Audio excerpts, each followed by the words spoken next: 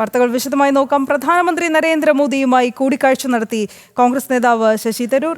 സർവകക്ഷി സംഘത്തിലെ അംഗങ്ങളുമായുള്ള യോഗത്തിന് ശേഷമാണ് ശശി തരൂർ പ്രധാനമന്ത്രിയുമായി കൂടിക്കാഴ്ച നടത്തിയത്. വിദേശ പര്യടനത്തിന്റെ വിശദാംശങ്ങൾ തരൂർ മോദിയെ അറിയിച്ചു.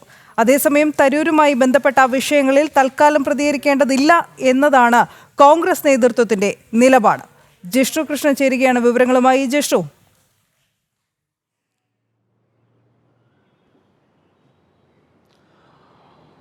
കഴിഞ്ഞ ചൊവ്വാഴ്ച പ്രധാനമന്ത്രി നരേന്ദ്രമോദി സർവകക്ഷി സംഘത്തിലെ അംഗങ്ങളുമായി അദ്ദേഹത്തിൻ്റെ ഔദ്യോഗിക വസതിയിൽ പ്രത്യേക യോഗം ചേർന്നിരുന്നു, കൂടിക്കാഴ്ച നടത്തിയിരുന്നു. അതായത് ഓപ്പറേഷൻ സിന്ദൂർ വിശദീകരിക്കാൻ വിദേശ പര്യടനം നടത്തിയിട്ടുള്ള സർവകക്ഷി സംഘ അംഗങ്ങളുമായിരുന്നു പ്രധാനമന്ത്രിയുടെ കൂടിക്കാഴ്ച. ആ കൂടിക്കാഴ്ചയ്ക്ക് ശേഷം ശശി തരൂർ MP പ്രധാനമന്ത്രിയുമായി പ്രത്യേകം കൂടിക്കാഴ്ച നടത്തി എന്നുള്ളതാണ് മനസ്സിലാക്കുന്നത്. തരൂരുമായി ബന്ധപ്പെട്ട വൃത്തങ്ങൾ തന്നെയാണ് ഇക്കാര്യം അറിയിച്ചിട്ടുള്ളത്. വിദേശ പര്യടനവുമായി ബന്ധപ്പെട്ട ഭാരതത്തിൻ്റെ നിലപാട് വിദേശ രാജ്യങ്ങളിൽ മായി ബന്ധപ്പെട്ടും ആ വിദേശ പര്യടനത്തിന്റെ വിശദാംശങ്ങളും ശശി തരൂർ പ്രധാനമന്ത്രിയെ അറിയിച്ചു എന്നാണ് മനസ്സിലാക്കുന്നത്. അതിനപ്പുറത്തേക്ക് രാഷ്ട്രീയപരമായിട്ടുള്ള കാര്യങ്ങളൊന്നും ചർച്ചയായിട്ടില്ല എന്നാണ് മനസ്സിലാക്കുന്നത്. ഒപ്പം ഈ വിഷയത്തിൽ ശശി തരൂർ പ്രധാനമന്ത്രിയുമായി പ്രത്യേകം കൂടിക്കാഴ്ച നടത്തിയതിലും ഒപ്പം വിദേശ പര്യടനവുമായി ബന്ധപ്പെട്ട ശശി തരൂരിൻ്റെ പ്രതികരണങ്ങളിലുമൊന്നും പരസ്യ പ്രതികരണങ്ങൾ വേണ്ട എന്ന നിലപാടിലാണ് നിലവിൽ കോൺഗ്രസിൻ്റെ ദേശീയ നേതൃത്വം ഉള്ളത്. ഒപ്പം തരൂരിനെ പ്രകോപിപ്പിക്കുന്ന പ്രതികരണങ്ങൾ വേണ്ട എന്നും നിലവിലൊരു തീരുമാനം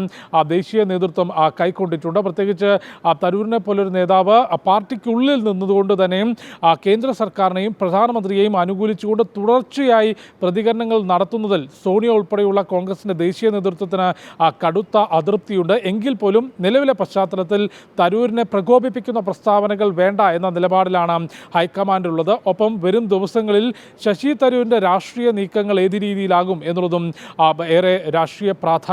അദ്ദേഹം കോൺഗ്രസിൽ തന്നെ തുടരുമോ എന്നുള്ളതും അതല്ല പാർട്ടി വിടാനുള്ള സാധ്യതയുണ്ടോ എന്നുള്ളതുമെല്ലാമാണ് കോൺഗ്രസിലെ നേതാക്കൾ പോലും ഉറ്റുനോക്കുന്നത്. ഒരു വിഭാഗം നേതാക്കൾ ഇത്തരത്തിൽ തുടർച്ചയായി പാർട്ടി വിരുദ്ധ നിലപാടുകൾ പരസ്യമായി പറയുന്ന ശശി തരൂർ പുറത്തു പോകണമെന്ന നിലപാടുള്ള ഒരു വിഭാഗം നേതാക്കളും കോൺഗ്രസിൻ്റെ ദേശീയ നേതൃത്വത്തിലുണ്ട് എന്നാണ് മനസ്സിലാക്കുന്നത്. ഒപ്പം ഓപ്പറേഷൻ സിന്ദൂർ വിശദീകരിക്കാൻ വിദേശ പര്യടനം നടത്തിയിട്ടുള്ള സർവകക്ഷി സംഘത്തിലുള്ള കോൺഗ്രസ് അംഗങ്ങൾ പരസ്യ പ്രസ്താവനകൾ നടത്തുന്നത് കഴിഞ്ഞ ദിവസം ഹൈക്കമാൻഡ് വിലക്കിയിരുന്നു. അതായത് സൽമാൻ ഖുർഷിദും ശശി തരൂരും ഉൾപ്പെടെയുള്ള നേതാക്കൾ വിദേശ വേദികളിൽ ഭാരതീയരായി നിന്നുകൊണ്ട് ഭാരതത്തിൻ്റെ നിലപാട്, കേന്ദ്ര സർക്കാരിൻ്റെയും പ്രധാനമന്ത്രി നരേന്ദ്രമോദിയുടെയും നിലപാടുകൾ അതിശക്തമായി പിന്തുണച്ചുകൊണ്ടുള്ള കരുത്തുറ്റ പ്രസ്താവനകളും പ്രതികരണങ്ങളും നടത്തിയിരുന്നു. ഭാരതത്തിൽ തിരിച്ചെത്തിയ ശേഷവും അത്തരത്തിലുള്ള പ്രതികരണങ്ങൾ നടത്തിയാൽ അത് പാർട്ടിക്ക് തലവേദനയാകും, തിരിച്ചടിയാകും എന്നുള്ളതുകൊണ്ടാണ് ഇത്തരത്തിലുള്ള പരസ്യ പ്രസ്താവനകൾ വിലക്കിയിട്ടുള്ളത്. കാരണം രാജ്യത്തിനകത്ത് ഭോപ്പാൽ ഉൾപ്പെടെയുള്ള സ്ഥലങ്ങളിൽ രാഹുൽ നടത്തിയിട്ടുള്ള പ്രതികരണങ്ങൾ പരിശോധിക്കുമ്പോൾ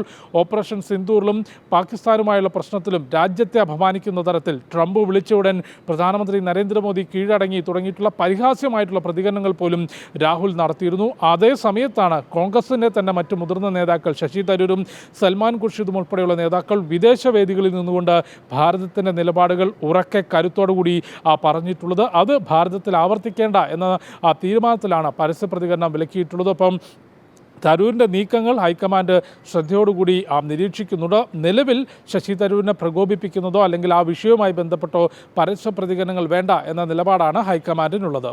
അനു. ശരി ജിഷ്ണു.